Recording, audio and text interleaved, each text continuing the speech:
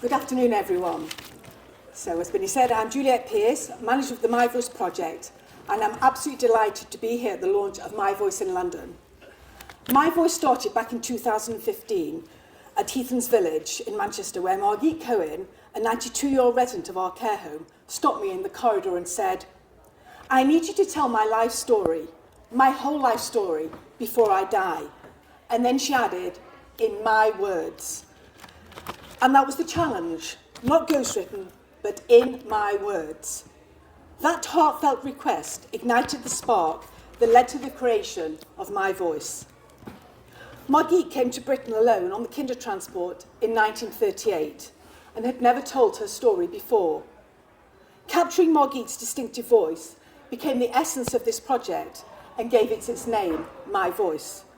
From that point, we committed ourselves to providing Holocaust survivors and refugees with the opportunity to tell their stories so that their voices are both preserved and heard.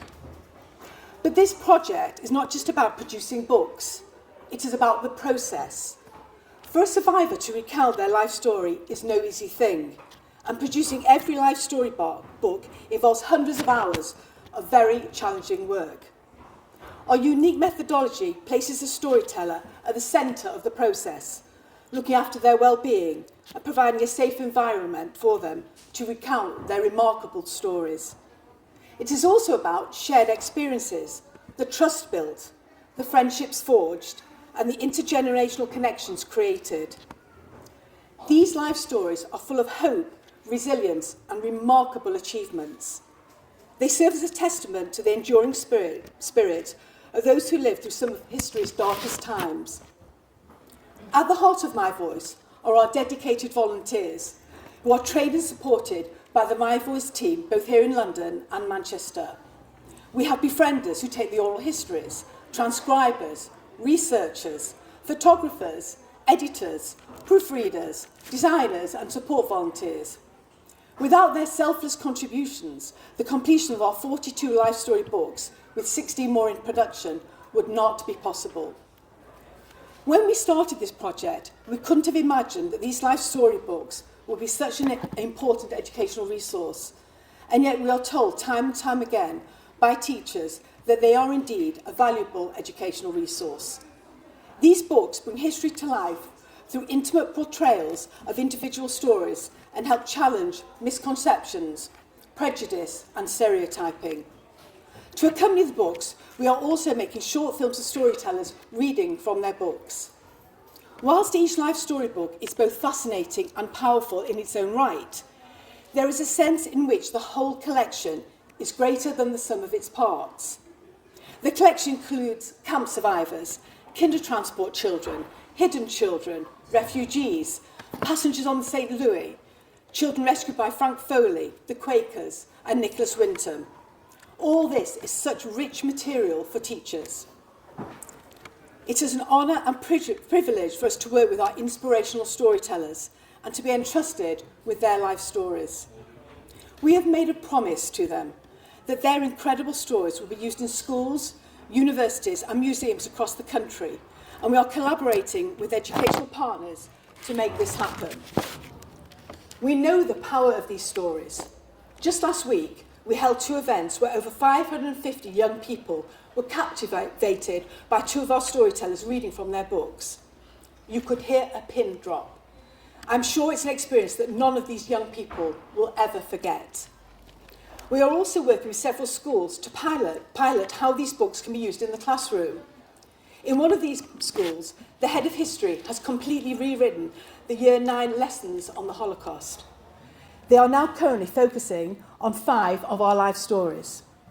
She says it's been a huge success, with the students engaging on a level that she has never seen before. She told me last week that parents have emailed her saying that their children, who never normally talk about anything, especially school, are telling them about the amazing stories that they are studying in their history lessons. Moreover, many of the students themselves have written to us at the project, and their voices are really important too.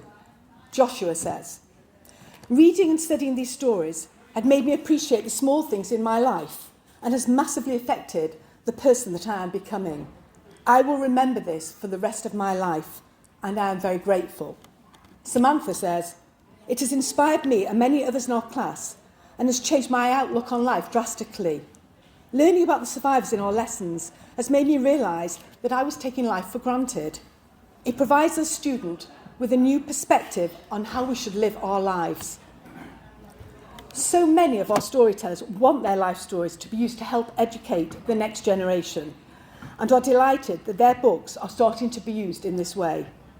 Our Guardian programme is also helping to further that aim, with students becoming lifelong guardians of individual stories. I'd actually now like to say a few words about Lauren Libbert, our My Voice project lead here in London, and Beth Gibbon, our project coordinator. What has been achieved in London in such a short space of time is nothing short of incredible. A huge thank you to you both for being so dedicated and committed and for actually making it happen here in London. The project has grown so quickly, despite the complexity and all the challenges of the work.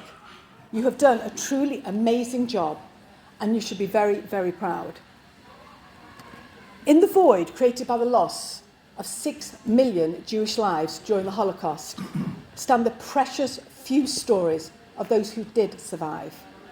We need to ensure that these voices continue to be heard. Every life story we capture is not just a victory over the silence, it is a beacon of hope for future generations. Thank you.